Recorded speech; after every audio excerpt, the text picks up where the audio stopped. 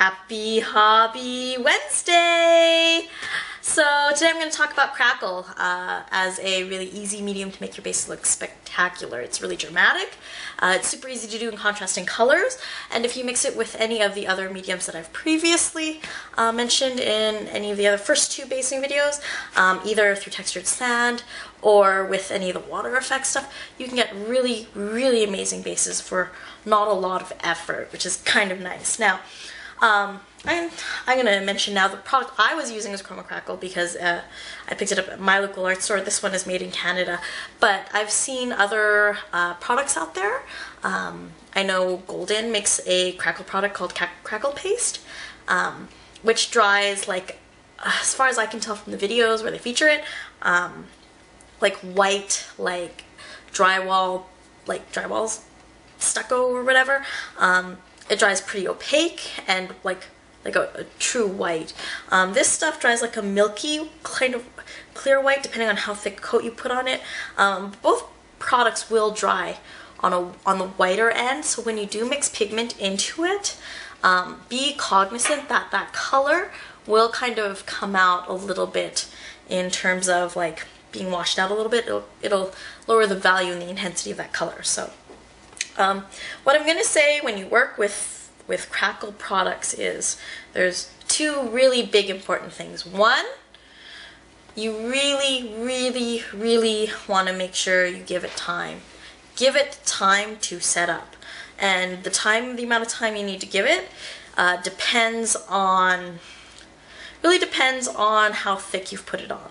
Now, the little test sheet that I made up for this video in the action shots, I did that yesterday, so it's had 24 hours to dry. It's not quite dry yet because I did put on some parts of it, I put that product on really, really thick.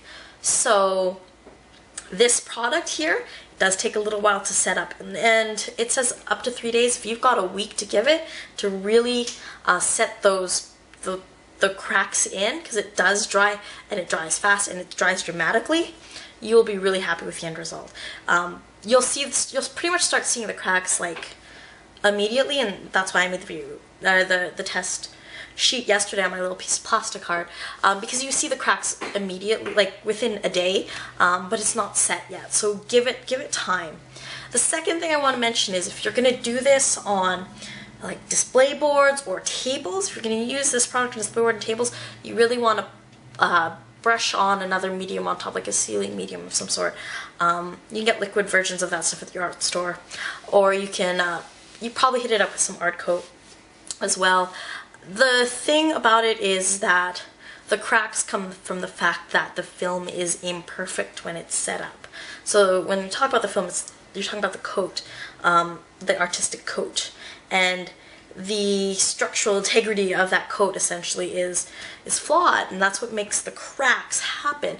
And because it's from its makeup as a product, it's meant to have those imperfections to begin with. Its adhesion to other coats, or to the board or whatever other product you're putting under it.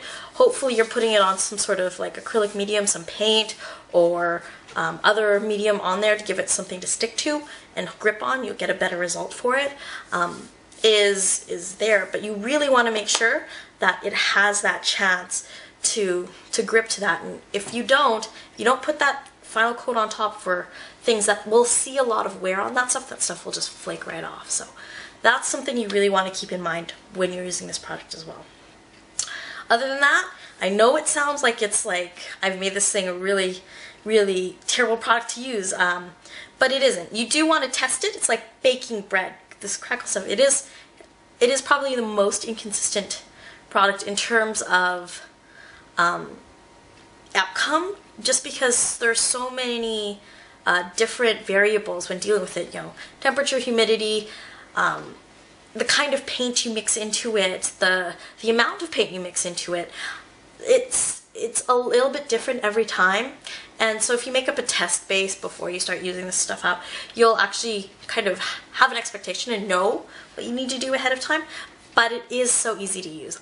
In the video, and I'm going to show the action video in 2 seconds, basically all I did is I mixed the paint into the product, poured it onto a sheet of pouring medium, right here, and you can pretty much see that it's just like that.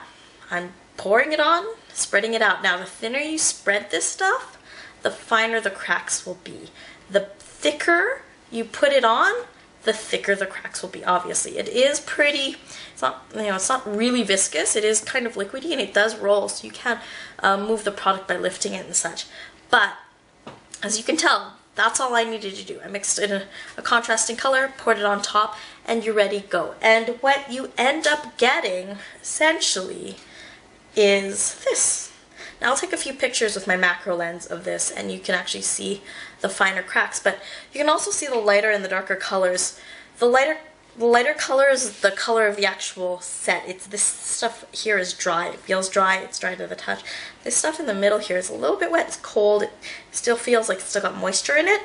This is the part where I put it the thickest, and these are the places where you can really, really see that huge variation here. And again, I'll throw up the macro shots so you can see the really, really fine stuff near the edges where I really pushed it out and spread it really, really thin. But this is essentially what you can get. Now, if I give this a few more days, all the darker spots where it isn't quite cured yet will be nice and light and will match the rest of the color. But if you look really carefully, I'm going to show up a picture right here. If you look really, really carefully, you can see that the paint underneath has actually gotten pulled with the product underneath. I put the pouring medium underneath, which is a pretty flexible product, to give it something to adhere to. And because it's so flexible, it's actually pulling underneath it.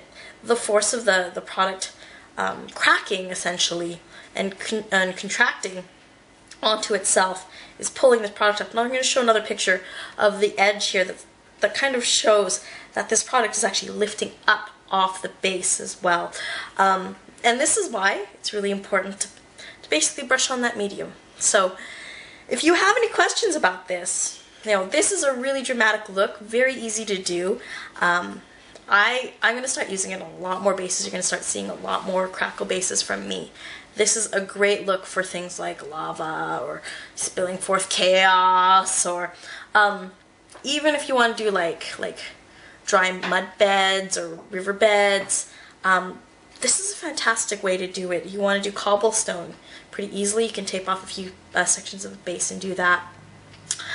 So next week is going to be a surprise.